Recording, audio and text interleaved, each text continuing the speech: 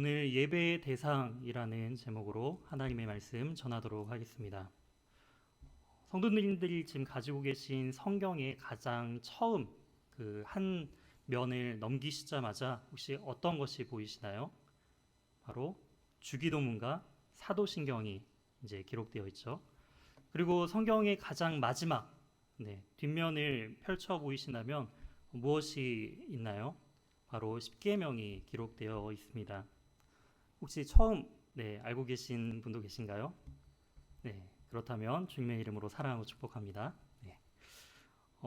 이렇게 앞에 주기도문과 사도신경 그리고 맨 마지막에 십계명이 있는 것은 이유가 있습니다. 바로 초대 교회 역사 초기부터 교리에 대한 그 가르침에 있어서 가장 핵심적으로 여겼던 것이 바로 사도신경, 주기도문 그리고 이 십계명, 이 세 가지는 반드시 가장 중요한 교리로서 반드시 교회에서 가르치는 내용들이었다라는 것입니다. 즉 이 세 가지는 과연 어떤 것을 의미할까요? 사도신경은 바로 우리가 무엇을 믿는가에 대한 부분들을 정립해주고 있습니다. 또한 십계명은 우리가 무엇을 믿는지 알았다면 이제 우리는 어떻게 살 것인가를 십계명을 통해서 이야기를 해주고 있죠. 그리고 마지막 주기도문은 그렇게 믿고 사는 우리는 과연 어떻게 기도할 것인가에 대한 부분들을 명확하게 설명해주고 있기 때문에 이처럼 사도신경, 주기도문 그리고 십계명은 굉장히 중요합니다. 어려서부터 신앙생활을 하신 또 이 자리에 앉으신 우리 성도님들은 사도신경 그리고 주기도문은 우리가 예배 때마다 반복적으로 자주 하기 때문에 대부분 다 암송을 하고 또한 친숙하고 익숙한 것으로 알고 있습니다. 하지만 과연 이 십계명에 대한 부분들 우리가 중요한 것도 알고 있고 그 다음에 우리가 교회 생활을 하면서 많이 접했던 것이긴 하지만 과연 내가 순서적으로 이 첫 번째부터 10가지를 과연 다 알고 있는가? 잠시 한번 머릿속에서 생각해 보셨으면 좋겠습니다. 나는 과연 1계명부터 10계명까지 자연스럽게 주기도문처럼 아니면 사도신경처럼 이렇게 암송하고 외우고 있는가? 상대적으로 이 십계명에 대한 부분들이 익숙하지는 않은 것 같습니다. 주기도문과 그다음에 사도신경은 매일 우리가 예배 때마다 외우고 같이 암송하고 또한 우리가 고백하기 때문에 익숙하지만 십계명은 생각보다 익숙하지 않다라는 것이죠. 교회 전통 안에서는 과거 예배 순서에 이 십계명에 같이 낭독하는 시간도 가졌다고 합니다. 하지만 오늘날 대부분의 교회들이 이 십계명을 예배 가운데 같이 낭독하는 시간을 대부분 예배 순서 가운데 포함하진 않습니다. 그래서 그런지 이 십계명에 대한 중요성 그리고 이 십계명을 알아가는 데 있어서의 그 개념들이 많이 퇴색된 것처럼 느껴집니다. 십계명의 중요성을 강조함에 있어서 종교 개혁자인 마틴 루터는 그가 저술한 대요리 문답에서 이렇게 기록했습니다. 십계명을 온전히 아는 사람은 성경 전체를 아는 것이다. 그만큼 하나님의 이 말씀, 성경을 온전히 알기 위해서는 바로 이 십계명을 또한 반드시 이해하고 그 의미를 알아야 된다라는 중요성을 매우 강조했다라는 것을 알 수가 있습니다. 그렇다면 왜 이처럼 중요한 십계명이 사도신경이나 주기도문처럼 더 이렇게 우리가 계속적으로 암송하거나 그리고 잘 다루지 않으면서 왜 상대적으로 강조되지 않는 것일까요? 그것은 십계명이다라는 그 말 가운데 느껴지는 뉘앙스처럼 바로 계명, 율법으로 다가오기 때문입니다. 율법, 계명이라는 단어 참 좋은 말이지만 좀 부담스럽기도 하고 좀 답답한, 깝깝한 그런 단어이기도 하죠. 왜냐하면은 그것을 반드시 지켜야 한다라는 그런 마음들이, 그 불편함들이 우리에게 있기 때문에 십계명이라고 한다면 뭔가 친숙하기보다는 그런 계명들을 지켜야 하는데 다 지키지 못하는 그런 부분 때문에 오는 그 불편함이 더 우리에게 강하게 다가오는 것 같습니다. 하지만 히브리어 원어로 살펴보면은 십계명이라는 단어는 바로 10가지의 언약의 말씀들이라는 뜻이 더 정확한 의미를 담고 있다라는 것이죠. 즉, 이 십계명은요, 계명보다는 언약의 하나님께서 10가지 우리에게 주신 말씀들이다라는 것을 우리는 알 수가 있습니다. 언약이고 말씀들이다라는 것이죠. 그 언약의 말씀들, 이 십계명의 본래 의미를 더 잘 설명해주고 있다라는 것입니다. 이 언약의 10가지 말씀들 중에 오늘 특별히 이 첫 번째 그 언약의 말씀인 1계명을 통해서 과연 우리의 예배의 대상은 과연 누구이시며, 또한 언약의 말씀들을 통해서 과연 1계명을 통해 우리는 어떠한 삶을 살아야 하는지 함께 상고하고 또한 삶 속에서 적용하는 시간을 가졌으면 좋겠습니다. 오늘 함께 읽었던 본문 출애굽기 20장 1절 말씀을 다시 한번 살펴보도록 하겠습니다. 하나님이 이 모든 말씀으로 말씀하여 이르시되 라고 시작을 하고 있죠. 즉 하나님께서 지금 배경은 이스라엘 백성들 가운데 직접적으로 직접 나타나셔서 직접 음성으로 말씀하신 장면입니다. 이 장면은 매우 중요하고 독특한 본문인데요. 구약에서 하나님께서 특정한 사람들을 부르셔서 그 사람들을 통해 이스라엘 백성들에게 말씀을 전해주시는 경우는 굉장히 자주 있고 그것을 통해서 하나님의 뜻이 전달되곤 했지만, 오늘 본문은 이스라엘 백성들 전체를 대상으로 하나님께서 직접 말씀하셨다라는 것이죠. 이처럼 직접 말씀하신 유일한 본문이다라는 것입니다. 신약에서는 이러한 부분들이 이제 하나님의 말씀이 육신이 되어서 바로 우리 가운데 거하신 바로 예수 그리스도의 성육신으로 또한 나타나는 것을 우리가 볼 수가 있습니다. 이처럼 하나님께서 지금 이스라엘 백성들 가운데 직접적으로 현현하셔서 음성으로 말씀하신 것이 바로 이 10가지의 말씀이다라는 점이죠. 2절을 살펴보면은 나는 너를 애굽 땅 종되었던 집에서 인도하여 낸 내 하나님 여호와니라. 즉 이제 10가지의 계명들을 하나님께서 말씀하시기 전에 서론 부분으로 2절을 이야기해주고 있습니다. 2절은 즉 10계명의 서문에 해당하면서 과연 누가 언제 어디서 누구에게 주신 바로 그 언약의 10가지의 말씀들인지를 명확하게 설명해주고 있는데요. 먼저 누가 이 말씀을 이스라엘 백성들에게 주는 것이죠. 바로 하나님께서 직접적으로 음성으로 이스라엘 백성들에게 말씀해주고 계십니다. 그렇다면 언제 이것을 선포해 주셨느냐? 바로 오순절 때 이 10계명이 지금 낭독된 거, 하나님께서 말씀해 주신 것을 알 수가 있습니다. 즉 출애굽 이후에 50일이 된 이후에 이제 하나님께서 지금 그 시내산에서 말씀해 주고 있다라는 것들을 우리는 이 내용들을 통해서 19장과 그 다음에 20장을 통해서 살펴볼 수 있다라는 것이죠. 그리고 누구에게 말씀을 선포하셨는가? 바로 출애굽 백성들, 바로 하나님의 자녀 삼으신 사람들에게 이 말씀을 선포하셨다라는 것입니다. 즉 구약의 이스라엘 백성, 하나님께서 택하신 족속이 이스라엘 백성이라면 오늘날 이 땅을 살아가는 하나님의 백성된 우리 역시도 바로 이 10가지 언약의 말씀들을 우리 역시도 지켜야 하는 하나님의 말씀이다라는 것을 우리는 알 수가 있는 것이죠. 여기서 우리가 생각해 볼 것은 왜 10계명이 이 10가지의 언약의 말씀들이 애굽에 있을 때, 이스라엘 백성들이 애굽에 있을 때 말씀해 주시지 않고 왜 지금 이제 시내산, 이제 3개월이 지난 시내산에서 도착했을 때 왜 하나님 이때야 이 말씀들을 주셨는가라는 부분들을 우리가 생각해 볼 수가 있습니다. 좀 힘들고 괴로울 때 하나님께서 미리 이런 약속의 말씀들을 해주셨다면 이제 우리가 언약의 백성으로서 그 말씀 붙들고 살아갈 수 있을 텐데, 힘들고 괴로울 때는 하나님께서 침묵하셨다가 왜 이제 좀 시내산까지 오고 모든 출애굽 여정을 이제 그 애굽에서의 고난들이 이제 거의 다 지나가고 약속의 땅 가나안 땅을 이제 바라보면서 얼마 남지 않은 그 땅을 바라보면서 나아가는 이 순간, 왜 이때 하나님께서 이 10가지의 말씀들을 이제서야 주는 것일까요? 성도님들은 십자가를 어떻게 생각하고 계신가요? 예수님께서 달리신 그 십자가, 우리가 십자가를 생각할 때마다 눈물이 나죠. 그리고 우리를 위해 고난당하시고 죽으시고 다시 살아나신, 또한 그 승리의 십자가를 우리는 믿음의 눈으로 바라봅니다. 하지만 세상 사람들은요, 당시 또 로마 사람들은 그 십자가는 형벌이고 미련한 것으로 여겼다라는 것이죠. 이처럼 믿는 우리에게는 십자가가 바로 예수 그리스도의 구원과 그 다음에 부활하심으로 승리를 상징하지만 그 십자가를 믿지 않는 자들에게는 단지 그것은 하나의 형벌에 불과한 미련한 것으로 바라보았다라는 것입니다. 즉 하나님께서는 왜 이때 이스라엘 백성들에게 십계명을 주셨는가?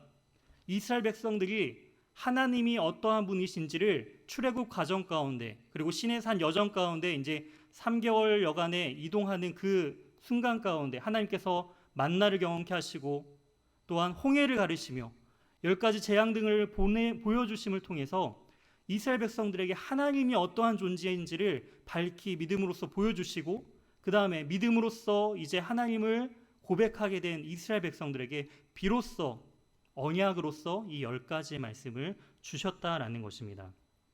즉 십계명 준수는요 바로 구원의 조건이 아닙니다. 바로 구원의 결과입니다. 우리에게 주어진 이 언약의 10가지 말씀도 마찬가지입니다. 이 십계명은 우리가 잘 지켜야지 구원을 받고 잘 지켜야지 우리가 천국 가는 하나의 수단이 되는 것이 아니라 이미 천국을 소유하고 하나님의 나라를 우리에게 주신 그 은혜에 감격하여 성도가 반드시 지켜야 할 바로 결과로서 구원의 결과로서 지켜지는 것이 바로 이 십계명이다라는 것입니다. 그렇다면 이제 3절 드디어 우리가 처음으로 살펴볼 첫 번째 계명이 지금 3절에 나와 있습니다. 우리 한번 3절 말씀 한번 다시 한번 합독하여 읽도록 하겠습니다. 시작. 너는 나 외에는 다른 신들을 내게 두지 말라. 그렇습니다. 드디어 이제 첫 번째 계명이 시작되었습니다.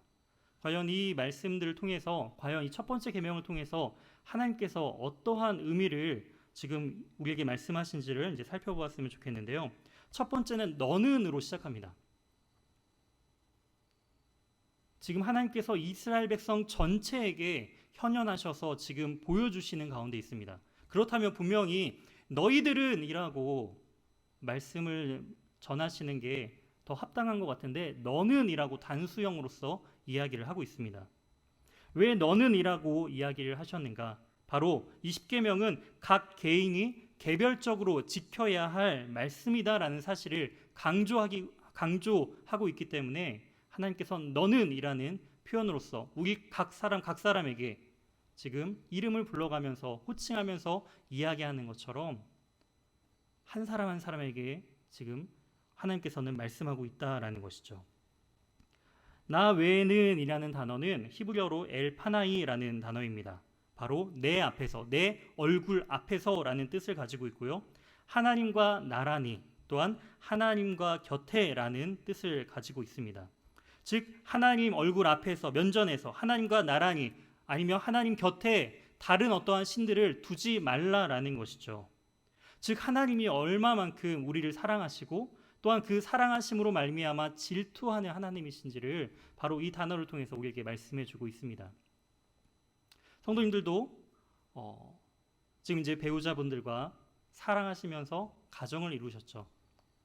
그런 것처럼 우리가 연애를 했을 때 결혼하기 전의 상태를 한번 생각해 보면은 교제할 때 그 사람과 왜 내 배우자와 왜 결혼하겠다라는 확신을 가지고 결혼을 하셨나요?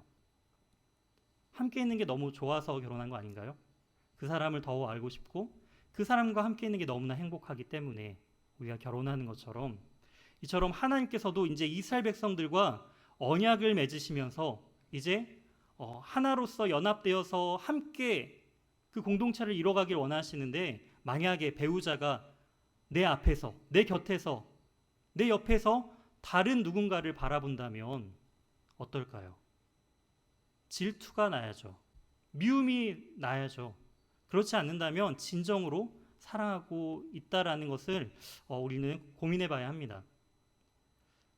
제 아내도 결혼하기 전에 그리고 얼마 전까지만 하더라도 항상 저에 대해서만 이제 보면서 다른 어떠한 한눈을 안 팠는데 어느 순간 이제 아내가 그 셋째 아이를 이제 갖고 이제 아이도 셋씩 낳고 그러다 보면서 이제 TV를 볼 때마다 연예인을 보면서 참 잘생겼다라는 이야기를 하는 거예요. 그 전까지는 그런 얘기를 한 번도 안 하다가 이제 어느 순간 보면서 특히 이제 박보검 씨 뭐 이런 배우들이 등장할 때마다 너무 좋다라고 이야기하면서 너무 잘생겼다, 너무 성품도 좋다, 이런 얘기를 막 하는 거예요.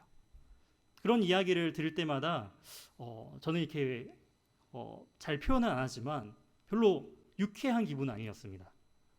아내가 저랑 교제하거나 얼마 전까지는 누가 멋있다 아니면 누구를 바라보면서 뭐 그런 좋은 그런 칭찬을 한 적이 없는데 어느 순간 그러고 있는 아내를 보게 되는 것이죠. 그러자 이제 저 역시도 이제 그런 이야기를 들었을 때 어떻게 반응하냐? 나도 다른 여배우의 이름을 대면서 그 배우도 예뻐, 이런 식으로 아내에게 이제 공격하는 공격으로 그런 식으로 이제 이야기를 합니다. 이것이 이제 어찌 보면은 하나님의 마음인 것 같아요. 내 앞에서, 내 곁에서 다른 어떠한 신들을 두지 말라라는 것이죠. 하나님만 온전히 바라볼 것을 하나님께서는 말씀해주고 계십니다. 그렇다면 여기서 말하는 다른 신이다라는 것은 과연 무엇일까요? 과연 다른 신이 존재할까요? 존재하기 때문에 하나님께서는 다른 신, 하나님이 아닌 다른 신이 있다라는 그러한 허용의 의미로서 이야기를 하시는 것일까요? 성경에선 분명히 하나님만의 유일한 신, 창조주시오, 구속주이시오, 만왕의 왕이시다라고 분명히 말씀하고 있습니다. 하나님 위에는 다른 신이 없다라는 것이죠. 그렇다면 여기서 언급하는 다른 신은 과연 무엇일까요? 성경에서 그런 다른 신에 대한 이야기가 여러 군데 나오는데 우리 자막을 통해서 그러한 내용들을 한번 살펴보도록 하겠습니다. 먼저 하박국 1장 11절에는 이렇게 기록되어 있습니다. 그들은 자기들의 힘을 자기들의 신으로 삼는 자들이니라 라고 해서 자기의 힘을 자기의 신으로 삼는, 자기의 힘을 더 믿고 하나님을 의지하지 않는 자들, 그것이 바로 다른 신을 이제 섬기는 자들이다라고 성경은 이야기하고 있고요. 빌립보서 3장 19절에는 이렇게 이야기하고 있습니다. 그들의 마침은 멸망이요 그들의 신은 배요. 자신의 배만 채우기에 급급한, 자신의 배만 불리기에 모든 관심과 모든 초점이 맞춰져 있는 그 모든 것이 바로 우상이다라고 분명히 이야기를 하고 있습니다. 골로새서 3장 5절에는 하반절에 탐심은 우상 숭배니라 라고 이야기를 하고 있죠. 이처럼 탐심 역시 우상 숭배하는 것, 다른 신을 섬기는 것이다 라는 것을 성경은 이야기하고 있습니다. 또한 디모데후서 3장 2절에서 4절 말씀인데요. 우리 2절에서 4절 말씀 우리 한 목소리로 함께 읽어보도록 하겠습니다. 사람들을 자기를 사랑하며 돈을 사랑하며 자랑하며 교만하며 비방하여 부모를 거역하며 감사하지 아니하며 거룩하지 아니하며 무정하며 원통함을 풀지 아니하며 모함하며 절제하지 못하며 사나우며 선한 것을 좋아하지 아니하며 배신하며 조급하며 자만하며 쾌락을 사랑하기를 하나님 사랑하는 것보다 더하며, 즉 하나님보다 그 사랑하는 앞에 그 모든 것들, 그것이 다 바로 우상 숭배, 다른 신을 섬기는 것이다 라고 성경은 이야기하고 있습니다.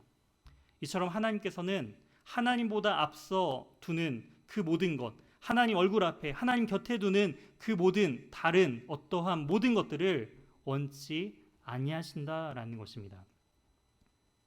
여기서 내게 두지 말라라는 그 두지 말라라는 단어가 호세아 13장 4절에는 동일하게 이렇게 이제 개역개정에서는 다르게 이제 번역을 했는데요. 바로 다른 신을 알지 말 것이니라라고 번역을 했습니다. 내게 두지 말라라는 그런 명령이 바로 다른 신을 알지 않을 것, 지식적으로라도 하나님 위에 다른 것을 알지 말 것을 명확하게 이야기합니다. 즉 다르게 이야기하면은 하나님만을 알아야 된다라는 것입니다. 하나님이 어떠한 존재인지를 반드시 아는 것, 그것이 하나님께서 원하시는 바로 첫 번째 계명의 목적이다라는 것을 분명히 이야기해주고 있습니다. 이처럼 어떻게 하며 하나님을 더욱더 알아갈 수 있을까요? 어떻게 하며 하나님을 더욱더 알고자 하는 그런 마음이 생기는 것일까요? 그것은 바로 사랑할 때입니다. 누군가를 사랑할 때 그 사랑을 위해서 시간을 더욱더 그 사람을 위해 쓰고 사용하고 물질을 더욱더 그 사람에게 사용하는 것처럼 하나님을 사랑할 때 하나님을 더욱더 알고 싶어지고요. 그리고 하나님을 위해 우리의 시간과 우리의 물질을 기꺼이 즐거움으로 사용한다라는 것이죠. 이처럼 안다라는 단어는요, 성경에 야다라는 히브리어로 되어 있습니다. 그것은 바로 부부 간의 친밀한 관계를 이야기하는 것이죠. 바로 하나님을 안다라는 것은 부부 사이의 친밀한 그런 관계처럼 하나님과 사랑으로서 친밀한 관계를 유지하는 것, 그것이 바로 하나님을 알아가는 것이다 라는 것이죠. 이처럼 이 오늘 본문 말씀 1절에서 3절까지 나온 첫 번째 계명을 통해서 과연 우리는 어떠한 삶을 살아야 할까요? 한 가지로 우리가 적용해 봤으면 좋겠는데요. 그 적용은 무엇이냐면 누구를 섬길 것인가 라는 질문입니다. 과연 누구를 섬길 것인가? 마태복음 4장을 보면은 사탄이 예수님을 시험하는 장면이 등장합니다. 이제 40일간 밤낮으로 이제 금식하신 그 예수님 앞에 사탄이 이제 시험을 하죠. 첫 번째는 돌들로 떡덩이가 되게 하라. 두 번째는 높은 성전에서 뛰어내릴 것을 이제 요구를 하고요. 세 번째는 온 천하 만국을 보여주며 내 앞에 절할 것을, 경배할 것을 요청을 합니다. 제가 이 부분들을 이제 묵상하다 보니까 첫 번째와 두 번째 시험은 우리에게 있어서 능력 바뀌죠. 돌을 떡으로 만드는 것. 성전 높은 곳에서 뛰어내린다면 누가 살 수 있을까요? 다 할 수 없는 불가능한 일이죠. 하지만 세 번째, 단지 사탄 앞에 절하기만 한다면, 잠시 무릎 한번 꿇어주고 한번 엎드려주면은 모든 문제가 해결되고 모든 것이 내 것이 될 수 있는 그러한 상황이라면 우리가 충분히 할 수 있는 부분 아닌가요? 너무 쉬운 부분 아닌가요? 이거 한번 눈 딱 감고 그냥 거기에 맞춰주기만 하면은 다 해결되고, 그 다음에 그 문제 가운데 내가 충분히 더 큰 이득을 얻을 수도 있는 상황이 벌어질 때 우리는 절하면서 눈 한번 딱 감고 절하면서 나아가고 있지 않은가요? 그런데 예수님께서는 왜 그 요청에 있어서 이렇게 말씀하십니다. 이 예수께서 말씀하시되 사탄아 물러가라 기록되었으되 주 너희의 하나님께 경배하고 다만 그를 섬기라 하였느니라 라고 하면서 그것을 거부합니다. 왜 거부하실까요? 그 요청은요, 하나님 이외에 다른 신을 두는 바로 제 첫 번째 1계명을 어기게 만드는 사탄의 계략인 것을 예수님께서는 분명히 아시고 신명기 6장 말씀을 인용하면서 그 말씀으로 사탄을 물리치며 말씀으로 승리하시는 모습을 볼 수가 있습니다. 이처럼 예수님께서 말씀하신 하나님께 경배하고 다만 그를 섬기라 라는 긍정 명령형으로 그 다음에 이 계명을 지키는 것을 볼 수가 있는 것이죠. 즉 첫 번째 계명, 우리가 아는 것처럼 하나님을 온전히 유일하신 그 하나님만을 온전히 경배하고 아는 것, 하나님만을 섬기는 것, 나 외에는 다른 신들을 내게 두지 않는 것, 두지 말라라는 이 부정 명령은요, 긍정 명령형으로 바꿔본다면 주 너희 하나님께만 경배하고 다만 그를 섬기라라는 긍정 명령형으로 우리가 바꿔서 적용해 볼 수 있다라는 것입니다. 그래서 신명기 6장 4절과 5절에는 이렇게 기록되어 있습니다. 이스라엘아 들으라, 우리 하나님 여호와는 오직 유일한 여호와이시니 너는 마음을 다하고 뜻을 다하고 힘을 다하여 내 하나님 여호와를 사랑하라. 그러한 긍정 명령형으로 이 첫 번째 계명을 지킬 것을 우리에게 요청하고 있습니다. 즉 우리는 이제 누구를 섬길지 결정해야 된다라는 것입니다. 과연 누구를 섬길 것인가? 사탄은 요청하죠. 하나님을 하나님의 사역들을 잘 감당하는 예수님 앞에, 그 사역의 시작 앞에 그냥 눈 딱 감고 한번 경배할 것을, 하나님을 섬기면서 사탄, 세상을 상징하는 그 사탄도 함께 무릎 꿇을 것을 요청하죠. 그렇게 하면은 세상에서는 참 처세술 좋은 사람, 그리고 신앙생활도 하면서 그래도 사회에서도 그렇게 능력 있는 사람처럼 평가받기도 하는 것 같습니다. 하지만 여호수아는 이제 가나안을 정복하면서 자신의 죽음 앞에서 유언과도 같은 이런 말을 합니다.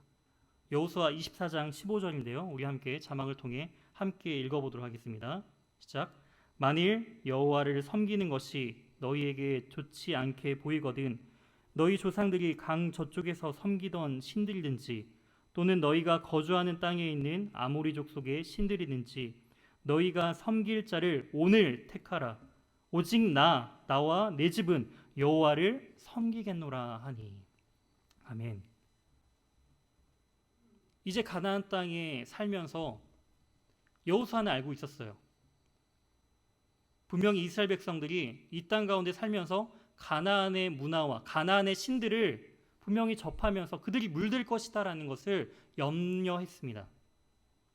그러한 과정 가운데 여호수아는 나와 내 집은 여호와를 온전히 섬기겠다라고 선포하고 있죠. 그리고 너희도 지금 섬길 자를 선택하라라고 말하고 있습니다. 세상의 법칙을 따를 것인가 아니면 하나님의 법칙을 따를 것인가. 이러한 요구 앞에 우리 성도님들은 과연 어떠한 선택을 하시겠습니까? 우리의 판단으로, 우리의 지식으로 하나님을 시인하는 것, 그리고 의지로 시인하는 것과 의지로 하나님을 선택하는 것은 별개의 문제입니다. 즉 신학은 선택입니다. 단지 아는 것에서만 끝나는 것이 아니라 선택을 통해서 우리의 신앙이 나타난다라는 것입니다.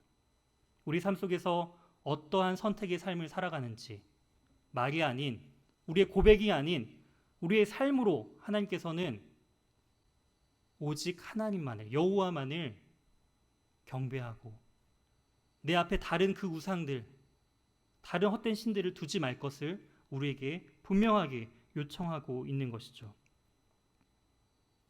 이처럼 하나님을 진정으로 사랑하는 사람들이 예배를 드립니다. 그렇다면 하나님은 누구신가요?